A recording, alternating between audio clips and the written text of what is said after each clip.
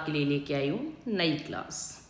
लेकिन क्लास से पहले मैं आपको एक जानकारी देना चाहती हूँ। अगर आपको मेरी ऐसे ही वीडियो देखनी है तो पहले तो आप सब्सक्राइब कर लेना, और अगर आपको पसंद आए तो लाइक कर देना। और साथियों, मैं क्लास भी लेती हूँ, तो अगर आपको क्लास मेरी लेनी है तो 9993666678 पे आप कॉल करके मेरे से पूछ सकते हो कि कब किस टाइम और क्या फ़ीस है। मैं आपको बता दूंगी और आप मेरी क्लास ज्वाइन कर सकते हैं। तो ठीक है, अब आगे का मैं कोडिंग से आपको याद करवाती हूँ। देखिए, अब है श्रीधर पाठक। तो पाठक जी क्या करते हैं, इसको आप कोडिंग से बना लेना, धर को बना लेना घर। घर में अपना पाठ पढ़ते हैं। कौन? श्रीधर पाठक। तो घर में पाठ कैसे पढ़ते हैं देखिएगा। निज भाषा बोलूं लिखूं पढ़ूं गुनूं सब लोग, करहूं सकल विषयन विषय निज भाषा उपयोग। कि मैं मेरे घर में अपनी निज भाषा बोलता हूँ। भाई, घर में हम हमारी भाषा बोलते हैं, किसी दूसरे की तो बोलते नहीं है। वंदनीय वह देश जहाँ के देश निज अभिमानी हो, वंदवता में बंधे परस्पर परता के अज्ञानी हो। वो कह रहा है कि मैं मेरी इसलिए निज भाषा बोलता हूँ क्योंकि मुझे वह वंदनीय लगती है। ये मत समझना कि मैं अज्ञानी हूँ, मेरे को है ना अंग्रेजी वगैरह आती नहीं है, मेरे को सारी भाषा आती है, लेकिन यह है मेरे को निज भाषा जो अपनी खुद की भाषा है वो मेरे को वंदनीय लगती है। जगत है सच्चा तनिक न कच्चा, समझो बच्चा इसका भेद। और ये जगत है ना सच्चा है, ये कच्चा नहीं है। ये मत समझो कि हम अगर हमारी निज भाषा बोल रहे हैं, हमारे घर में बैठ के पाठ कर रहे हैं निज भाषा का, तो कि हम कच्चे हैं। कच्चे नहीं, हम तो सच्चे भी हैं। यहाँ है ना एक एक वर्ड पकड़ना, निज भाषा पकड़ना, समझ लेना श्रीधर पाठक की पंक्ति है। वंदनीय पकड़ लेना, समझ लेना श्रीधर पाठक की पंक्ति है। जगत है सच्चा, सच्चा और कच्चा, ये वर्ड पकड़ना तो श्रीधर पाठक की पंक्ति है। प्रकृति यहाँ एकांत बैठी निज रूप सवारती, पल पल पलटती भेष क्षणिक छवि छिन छिन धारती। तो जो प्रकृति है ना यहाँ एकांत में बैठी है। कौन बैठी है? एकांत में। देखो, कोई भी घर में बैठ के पाठ करेगा तो आप एकांत ढूंढोगे, क्योंकि एकांत में जैसी पढ़ाई होती है कहीं नहीं होती है। तो आप पल पल में यही देखोगे कोई डिस्टर्बेंस हमें नहीं हो। लिखो न करो लेखनी बंद, श्रीधर सम सब कवि स्वच्छंद। वैसे भी यहाँ श्रीधर आ गया तो इसे कोडिंग नहीं बनाएंगे। नाना कृपान निज पान लिए, वपु नील वसन परिधान किए, गंभीर घोर अभिमान हिए, छकी पारी जात मधुपान किए। ये कहती है कि नाना, नाना से बुला लेना कि अगर नाना के घर नहीं जाएंगे, भाई नाना के घर है ना बहुत ज़्यादा, जैसे छुट्टियों में हम जाते हैं तो आवाज़ वगैरह आती है तो हम हमारा पाठ नहीं कर पाते हैं, तो हम कहाँ नाना के घर नहीं जाएंगे। विजन वन प्रांत था, प्रकृति मुख शांत था, अटन का समय था, रजनी का उदय था। तो मुझे ना प्रकृति का ऐसा शांत स्वभाव चाहिए जहाँ पे मैं पाठ कर सकूं घर में बैठ के। तो यहाँ प्रकृति मुख शांत को पकड़ लेना। कहीं पे स्वर्गीय कोई बाला, सुमंजू वीणा बजा रही है, सुरों के संगीत की सी कैसी सुरीली गुंजार आ रही है। और मुझे है ना ऐसा लग रहा है घर में अपना पाठ करके कि कोई सुमंजू वीणा बजा रही है, और वह है स्वर्ग में। ऐसा लग रहा है कि स्वर्ग यहाँ हमारे आ रहा है। इस भारत में बन पावन तू ही तपस्वियों का तप आश्रम था, जग तत्व की खोज में लग्न जहाँ ऋषियों ने अभग्न किया श्रम था। और तू ही आश्रम में रहती है। आश्रम वाले भी क्या करते हैं, जब पाठ वाठ करते हैं ना तो शांत रूप से करते हैं। तो यहाँ जो 9 पंक्तियां ना, इनकी कोडिंग आपको कर दी है। इनको एक एक वर्ड पकड़ना है और श्रीधर पाठक को लगा देना है। निज भाषा पकड़ना है, वंदनीय पकड़ना है, कच्चा और सच्चा, प्रकृति एकांत, यहाँ श्रीधर आ गया, यहाँ नाना आ गया, यहाँ प्रकृति मुख आ गया, यहाँ स्वर्ग आ गया, और यहाँ तप आश्रम आ गया। क्लियर? अब चलते हैं हम महावीर प्रसाद द्विवेदी पे, क्योंकि अक्सर है ना एग्जामों में ये पंक्तियां पूछ ली जाती हैं। अब देखिए आगे, महावीर प्रसाद द्विवेदी। सुरम्य रूपे रस राशि रंजिते, विचित्र वर्णाभरणे कहाँ गई, अलौकिकानंद विधायिनी महा, कविंद्र कांते कविते अहो कहा, मांगल्यम मूल्यमय वारिद्वाणी वृष्टि। तो देखो, महावीर प्रसाद द्विवेदी को यहाँ थोड़ी देर के लिए महावीर तक सीमित रखो। अब महावीर का वार कौन सा होता है बताओ? मांगल्य यानी मंगलवार, मंगलवार होता है। अब सुरम्य रूपे, अब आपने एक चीज देखा होगा, जो महावीर है ना, इसका रूप है ना, रूप को कोई नहीं देखता, बस इसकी जो शक्ति है ना उसको देखते हैं। शक्ति पे क्या होते हैं इसको देखते हैं। तो सुरम्य रूपे याद रख लो और मांगल्य याद रख लो। क्लियर? महावीर। अब महावीर को हम क्या कहते हैं सुनो। तुम्ही अन्नदाता भारत के सचमुच बैलराज महाराज, बिना तुम्हारे हो जाते हम दाना दाना को मोहताज। अन्नदाता, जब नया नया अन्न निकलता है ना तो लोग क्या बनाते हैं? चूरमा। और जब चूरमा बनाते हैं तो किसका भोग लगाते हैं? महावीर को। तो यहाँ अन्नदाता से पकड़ लेना। श्रीयुक्त नागरी विहारी दशा तिहारी, होवे विषाद मन माही अति भारी। और भाई ये ना, भारी से भारी चीज को कौन उठाता है? जैसे पहाड़ सबसे भारी है, किसने उठाया था? महावीर ने। क्लियर? श्रीयुक्त महावीर ने उठाया था। क्लियर हो गई पंक्ति। भैंसी भवानी के तब सेवा लागे, कढ़न पड़व गा छूटी। बटुअन दूध दूहा इन हाथन, धार ने कबहू दूध माँ टूटी। दूध है ना, दूध, दूध की क्या बनाओगी? खीर। खीर के साथ क्या बनेगा? चूरमा। और भैंसी, दूध किसका होता है? भैंस का। और जब हम भवानी के भोग लगाते हैं तो किसके भोग लगाएंगे? हम महावीर के। दूध और चूरमे का, दूध से खीर बनी, खीर चूरमे का भोग लगा हमारे भैंस की जो खीर बनी है, तो वो महावीर के भोग लगा देंगे। अब देखिए आगे इसका। सारी प्रजा निपट दीन दुखी जहां है, कर्तव्य क्या न कुछ भी तुमको वहां है। देखो, जब प्रजा दुखी होती है ना सबसे ज्यादा, किसको याद करती है? महावीर को। तो यहाँ कोडिंग खत्म। अब आ जाते हैं हमारे अयोध्या सिंह उपाध्याय हरियोध। अब देख हरियोध क्या कह रहा है। दिवस का अवसान समीपता, गगन था कुछ लोहित हो चला। तरु शिखा पर थी अब राजती, कमलिनी कुल वल्लभ की प्रभा। अयोध्या सिंह उपाध्याय हरियोध को ऐसे कर लेना कि इसका बेटा कहीं खो जाता है। किसका? अयोध्या सिंह हरियोध उपाध्याय का। अब अयोध्या सिंह उपाध्याय क्या कहते हैं कि दिवस का अवसान समीप था, और मतलब कि रात होने वाली थी और दिन का अंत होने वाले था, लेकिन गगन था कुछ लोहित हो चुका। जो गगन था, आसमान था, वो हल्का हल्का लालिमा लिए हुई था। तरु शिखा पर थी अब राजती, कमलिनी कुल वल्लभ की प्रभा।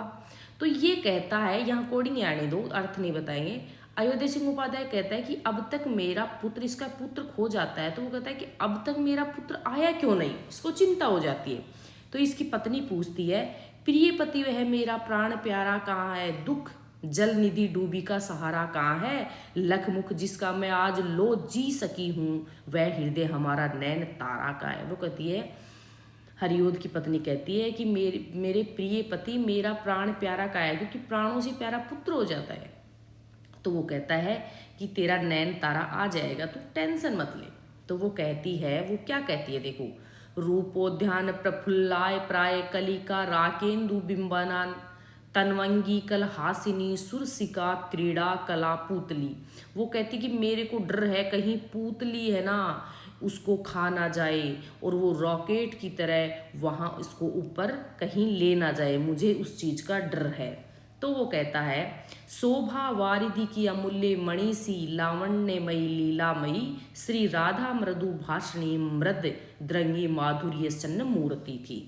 ये कहता है कि मेरे घर की शोभा कौन है? मेरा पुत्र था, और वो यहाँ से गया तो उसको भी चिंता हो जाती है, और उसकी जो पत्नी है उसका लावण्यमयी लीला का सा मोह जाता है। वो कहती है कि जो पुतली लेके गई है उसकी लीला भी अपरंपार है, इसलिए मुझे मेरा पुत्र चाहिए। वो कहती है कि हे प्रभु, हे मेरे प्रिय पति प्राण प्यारा, अब देखो क्या हो रहा है। धीरे धीरे दिन गत हुआ, पद्मिनी नाथ डूबे, आई दोसा फिर गत हुई, दूसरा वार आया। वो कहती है क्या करूँ, दूसरा वार आ गया लेकिन मेरा पुत्र नहीं आया, धीरे धीरे दिन भी समाप्त होने चला है।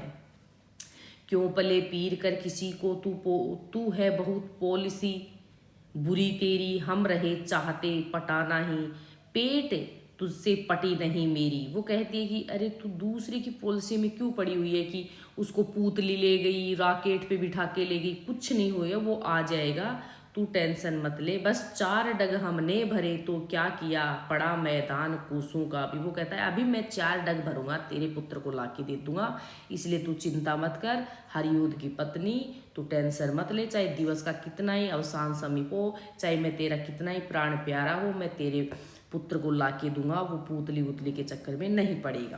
क्लियर? यहाँ ये कोडिंग से है ना कि इसका अर्थ है। अब देखिए मैथिली शरण गुप्त, इसका है भारत भारती से। अब इसकी पंक्तियां देखो। भूलोक का गौरव प्रकृति का पुण्य लीला स्थल कहाँ, फैला मनोहर गिरी हिमालय और गंगा जल जहाँ, संपूर्ण देशों से अधिक किस देश का उत्कर्ष है, उसका की जो ऋषि भूमि है वह कौन भारत वर्ष है। तो आपको पता है ये भारत भारती से लिया गया है। भूलोक आए और मतलब उत्कर्ष, ये चीजें आई ना, भारतवर्ष, तो ये मैथिली शरण गुप्त को ही जाएंगी। जो एक महिमामयी भारत की बड़ाई कर रहा है तो वो कौन जाएगा, मैथिली शरण गुप्त की। हम कौन थे, क्या हो गए और क्या होंगे, अभी आओ विचारो हम आज मिलकर ये समस्याएं। अभी ये कहता है कि हम देखो पहले कैसे थे और क्या हो गए पहले। अब आपको भी इस चीज का पता होगा कि पहले जो ऋषि महर्षि मुनि वगैरह थे, कितना शांत स्वभाव लोगों का था। कितने हमारे देश में जब से अंग्रेज आए ना, इन्होंने सारा कुछ लूट लिया और आज हमारे साथ क्या हो गए। तो हम कौन थे, क्या हो गए। क्लियर। केवल मनोरंजन का कवि का कर्म होना चाहिए, उसमें उचित उपदेश का भी मर्म होना चाहिए। मैथिली शरण गुप्त कहता है कि हमारे भारत में ये मत समझो कि सब कुछ मनोरंजन से होगा, नहीं नहीं, कोई उपदेश की चीज भी उसमें होनी चाहिए। अब ये कहता है, मैथिली शरण गुप्त कहता है कि भारत वाले सुनो, सुनो क्षत्रिय, क्षत्रिय सुनो, अब तो कुश की कालिमा को मेट दो, निज देश को जीवन सहित तन मन और धन भेंट दो। वैश्यो सुनो, व्यापार सारा मिट चुका है देश का, सब धन विदेश हर रहे हैं, पार है क्या कलेश का। अब देखो यहाँ भारत भारती की पंक्तियां खत्म हुई। ये इंपॉर्टेंट पंक्तियां हैं, ना कि सभी पंक्तियां हैं। अब देखो साकेत से। राम तुम मानव हो ईश्वर नहीं हो क्या, विश्व में रमे हुए नहीं सभी कहीं हो क्या। यहाँ साकेत की पंक्तियां ली गई। साकेत में राम आ रहा है ना, तो आप क्लियर समझ लेना कि ये किसकी पंक्तियां, मैथिली शरण गुप्त से साकेत की है। राम वर्ड देख के। तब मैं निरीश्वर हूँ ईश्वर क्षमा करे, तुम न रमो तो मन में तुम में रमा करे। तो राम ही रमेंगे तुम्हारे मन में। अब है भव में नव वैभव व्याप्त कराने आया, नर को ईश्वर प्राप्त कराने आया, संदेश यहाँ मैं नहीं स्वर्ग का लाया, इस भूतल को ही स्वर्ग बनाने आया। राम से जब पता है साकेत, कथा भी आपको पता है कि इसमें किसकी कथा है, उर्मिला वगैरह की है। और वो राम और लक्ष्मण और सीता जब वन चले जाते हैं तो उसकी दशा को दर्शाया गया है। तब वो कहते हैं, यहाँ से वैसे कोडिंग कर लो कि जो राम है ना, हमारे वैभव को व्याप्त कराने आया है, ईश्वर को प्राप्त कराने आया है, और हमारे जो स्वर्ग है ना, भूतल को क्या करने आया है, स्वर्ग बनाने आया है। पहले आंखों में थे मानस में कूद मग्न प्रिय, अब थे छींटे वही उड़े थे, बड़े बड़े अश्रु थे कब थे। और वो कहता है कि पहले मेरे राम के किस में थे, आंखों में थे। सखी नील नबसर से उतरा यह अंश। वैसे देखी जाए तो ये उर्मिला की एक विरह कथा इसमें दिखाई गई है, जो मैथिली शरण गुप्त ने बहुत अच्छे से इसका वर्णन किया है। सखी नील नबसर से उतरा यह हंस, आहा तरता तरता अब तारक मोतिक शेष नहीं निकला, जिनको चरता चरता। सखी, यहाँ सखी याद रख लेना, उर्मिला अपनी सखी से कहती है ये चीज। घटना हो चाहे घटा उस नीचे से नित्य आती है ऊपर सखी, छाकर चंद्रादित्य। और उसको लग रहा है कि घटा है ना, वो धीरे धीरे मेरी सखी को खा जाएगी। वेद ने तू भी भली बनी, पाई मैंने आज तुम्हें मैं अपनी चाहे। वेद ने, इंपॉर्टेंट, वेदना से किसी और को मत लगा लेना। यहाँ पे मैथिली शरण गुप्त का है साकेत से। हाँ मेरे कुंजों का कुंजन रोकर निराश होकर सोया, वह चंद्रोदय उसका उड़ा रहा है धवल वसन सा धोया। ये कहती है कि मेरे कुंजन है ना, वो भी रो रहे हैं क्योंकि वहाँ पे लक्ष्मण नहीं है। तो उसको यूं लग रहा है कि यार मैं क्या करूँ, वीरावस्था में वो रो रही है, किसी को कुछ बता भी नहीं सकती। मेरे चपल यौवन बाल अंचल अचल अंचल में पड़ा, सो मचल कर मत साल। और ये कह रही है कि मेरे है ना जो यौवन बाल है ना, वो मेरे चंचल चपल चंचल में पड़ा हुआ है। सखी, देखो यहाँ फिर सखी आ गया। सखी नीरख नदी की धारा, डलमल अंचल अंचल झलमल झलमल तारा। ये सखी वर्ड आए, वेदने वर्ड आए, तो आप इसको मैथिली शरण गुप्त को लगाना। ओ मेरे मानस के हास, खिलस सहस्त्र दल सरस सुवास। और ये कहती है मेरे मन में कौन बसा है, मेरे पति। सजनी रोता है मेरा गान, प्रिय तक नहीं पहुंच पाती उसकी कोई तान। और ये कहती है कि मेरी तान है वो उस तक नहीं पहुंच पा रही है। बस इसी प्रिय कानन कुंज में मिलन, भाषण के समृति पुंज में अभय छोड़ मुझे तुम दीजियो, हासन रोदन से न पीजियो। और इसी प्रिय कानन कुंजन में ये बसे हुए हैं। अब यशोधरा से देखो पंक्तियां। सखी वे मुझको कहकर जाते, हबला हाय जीवन यही तुम्हारी कहानी, आंचल में है दूध और आंखों में पानी। तो ये आपको पता ही है, यशोधरा जब उसके पति उसको छोड़कर चले जाते हैं तो उसको ये बोलती है। लेकिन वो सखी वे मुझको कह कर जाते, कि अगर सखी वो मुझको कह कर जाते तो क्या मैं उसको रोकती? नहीं रोकती। और क्या पता रोक लेती। अब एक बोल जब जाने के बाद में ये कह रही हो तो इसका नहीं पता रोकती ना रोकती, लेकिन ये पंक्तियां याद रखना, ये यशोधरा से है। धरा ऐसे कर लेना, रोकना। मुझको कहकर जाते तो क्या कर लेती मैं? बिठा लेती। और अबला जीवन हाय तुम्हारी यही कहानी, ये भी इससे है यशोधरा से। अब पंचवटी से देखिए। चारु चंद्र की चंचल किरणें खेल रही हैं जल थल में, स्वच्छंद चांदनी छिटक रही है अवनी और अंबर तल में। चारु पंचवटी, एक चारु नाम की लड़की थी, वो है ना पंचवटी में बैठी थी, बस इतना याद रख लो। अब आगे की पंक्तियां देखिए। नाथू राम शर्मा शंकर। अब शंकर से है ना आप इसको शंकर भगवान कर लो थोड़ी देर। क्लियर? ये शंकर भगवान है। तड़क भड़क देशभक्त वीरों मरने से नेक नहीं डरना होगा, प्राणों का बलिदान देश की वेदी पर करना होगा। ये कहता है रे देशभक्तों आप किसी से डरो मत, मैं हूं नाथुराम शंकर, शंकर की तरह हूं मैं। ये कहता है छड़ी छाड़ छैल छबीले बनो, रंगीले रसीले फबीले बनो, न चूको भले भोग भोगी बनो, किसी बेड़ने के वियोगी बनो। और छैल छबीला वैसे भी कौन है? आपको शंकर भगवान की वेशभूषा ऐसे नहीं लगती जैसे तो यार बड़ी ही फबीली सी हो, रंगीली सी हो, चमकीली सी हो, मतलब एक अलग सी। भड़क भूलो दो भूतकाल की सजिए, वर्तमान के साज फैशन फेर इंडिया भर के गोरे गॉड बनो ब्रजराज। और ये कहता है कि यार एक तड़क भड़क जो नहीं होती है वर्तमान, ये यार भड़क जैसे भड़कीली ड्रेस होती है ना, वो किसकी है? शंकर भगवान की। यहाँ शंकर का शंकर नाम आ गया। शंकर नदी नदी सन के नीरन की, भाप बन अंबर ते ऊंची चढ़ जाएगी। अब है हमारे राम नरेश त्रिपाठी। तो देखो राम नरेश त्रिपाठी का जहां भी नाम आए ना, इसकी पंक्तियों में ना प्रेम वर्ड जरूर मिलेगा आपको। अगर बाई चांस आपको ढूंढना हो ना कि राम नरेश त्रिपाठी की पंक्तियां कौन सी है, तो प्रेम वर्ड को पकड़ लेना। अब देख लो, आप खुद देख लेना, हर वर्ड में प्रेम मिलेगा। गंध विहीन फूल है जैसे चंद्र चंद्रिकाहीन, यूं ही फीका है मनुष्य का जीवन प्रेम विहीन। मिल गया। प्रेम स्वर्ग है, स्वर्ग प्रेम है, प्रेम असक अशोक, ईश्वर का प्रतिबिंब प्रेम है, प्रेम हृदय का आलोक। सच्चा प्रेम वही है जिसकी तृप्ति आत्म बलि पर हो निर्भर, त्याग बिना निष्प्राण प्रेम है, करो प्रेम पर प्राण न्यौछावर। प्रेम प्रेम देश प्रेम वह पुण्य क्षेत्र है, अमल असीम त्याग से विलसित, आत्मा के विकास से जिसमें मनुष्यता होती है विकसित। पराधीन रहकर अपना सुख शोक न कह सका, वह अपमान जगत में केवल पशु ही रह सका। जहां प्रेम नहीं आया वहां क्या बच गया? पशु, पशु बन गया। क्लियर? तो इसमें प्रेम और पशु याद रख लो, बात खत्म। यहाँ इसको रटने की जरूरत नहीं है, बस एक बार पढ़ो और आगे बढ़ो। अब है जगन्नाथ दास रत्नाकर। अब रत्नाकर जी है ना रतन पहनते हैं, वैसे भी ब्रजवासी पता ही आपको। अब रत्नाकर क्या कहते हैं? नंद ओ जसोमती के प्रेम पगे पालन की, लाड भरे लालन की लालच लगावती। तो वैसे नंद और जसोमती वैसे भी ये कौन थे? ब्रज में लिखते थे। तो आपको जगन्नाथ दास रत्नाकर का याद करना है। जहाँ नंद और जसोमती हैं तो रत्नाकर। रूप रस पीवत अघात ना होते, जो तब सोई अब आंसू है उबरी गरीबों करे। और ये रूप रस पीती है कौन? जगन्नाथ दास रत्नाकर। भेजे मन भावन के उद्धव के आवन की, सुधी ब्रज गावनी में पालन जब लगे। और उद्धव आए तो कौन आ जाएगा? रत्नाकर जी आए। दीन दशा देखी ब्रज बालनी, वैसे भी ब्रज आ गया यहाँ पर कि उद्धव आ गया।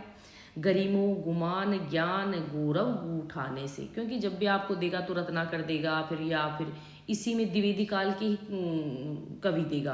तो आपको पता होना चाहिए जहाँ पे ब्रज उद्धव आ रहा है तो रत्नाकर का आएगा। कहने दूध के धो ब्रह्मदूत है पधारे आप, था धारे प्रण फेरन को मति ब्रज बारी। ब्रज आ गया। क्लियर? अब आगे चले। सत्यनारायण कविरत्न। अब ये सत्यनारायण कविरत्न को आज हम बना लेते हैं कि एक स्त्री है, उसकी शादी होती है तो वो नई नई ससुराल में जाती है। वहाँ पे वो क्या है, बेचारी परेशान होती है, घर में हस्बैंड के घर में वो ये नया नया घर होता है, तो वो वहाँ पे क्या कह रही है, अपनी कहानी बता रही है, किससे, अपनी सखी से। अब देखिए उसके आंसू किस प्रकार आ रहे हैं। अलबेली कहूँ बेली द्रुमन सो लिपटी सुहाई, धोए धोए पातन की अनुपम कमलाई। वो कह रही है धोए धोए पातन, पातन यानी बर्तन, कि हे अलबेली, हे मेरी सखी, मैं तेरे से क्या बताऊँ, मैंने है जना जब से लिपटी हूँ ना साड़ी में, तब से मैं इनके पातन बार बार इनके बस सारे दिन इतना कम नाई की तरह काम करती हूँ कि बर्तन धोती रहती हूँ। लखी वह सुषमा जाल लाल निज बिन नदरानी, हरी सुधी उमड़ी घुमड़ी तन उर अति अकुलानी। और जो मेरी ननद रानी है वो भी मेरे को इतना अकुलाती है कि उमड़ती मतलब घुड़की मारती है, मेरे घुमड़ी को कर लेना घुड़की मारती है, तो मैं क्या करूँ, सारे दिन बर्तन धोती रहती हूँ।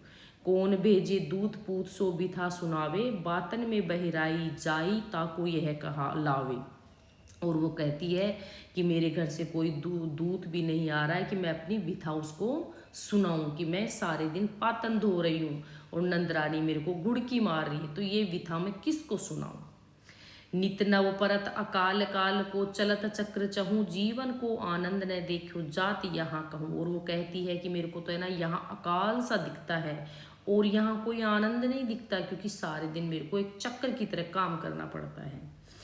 जे तजी मातृभूमि सो ममता होत प्रवासी, तिन्ह विदेशा तंग करत विपदा खासी। और ये ममता तो दूर, ये मुझे सारे दिन तंग करते हैं, प्रवासी की तरह मेरे को रखते हैं। ये कोडिंग के लिए भाई, कोई अन्यथा ना ले इसको। पढ़ी न अक्षर एक ज्ञान सपने ना पायो, दूध दही चाटन में सबरो जन्म गमायो। और ये कहती कि जब से मेरी शादी हुई है मैं एक अक्षर भी नहीं पढ़ पाती, क्योंकि काम इतना हो जाता है, मेरा ज्ञान धरा का धरा, मेरा सपना धरा का धरा रह जाता है। दूध दही चाटन में, ये सब है ना दूध दही चाटने के चक्कर में ही बने हुए हैं। अब आगे देखिए, नारी शिक्षा निदारत जे लोग अनारी, ते स्वदेश अवनति प्रचंड पातक अधिकारी। और ये कहते कि नारी की जो शिक्षा है ना वो एक अनाड़ी की तरह बन गई यहाँ, क्योंकि आदर नहीं होता, निरादर होता है। तो ये है हमारे सत्यनारायण कविरत्न। ये क्या कह रही कि हे सखी, मैं तेरे को सच सच कहती हूँ, तो सत्य सत्य ये चीज़ मैं तेरे को बोल रही हूँ। तो यहाँ एक कोडिंग से आपको सत्यनारायण कविरत्न याद हो गया। अगर आपको मेरी क्लास पसंद आई हो तो धन्यवाद। अगर आपको मेरी क्लास ज्वाइन करनी हो तो मेरे नंबर पर कॉल करके पूछ लेना। धन्यवाद।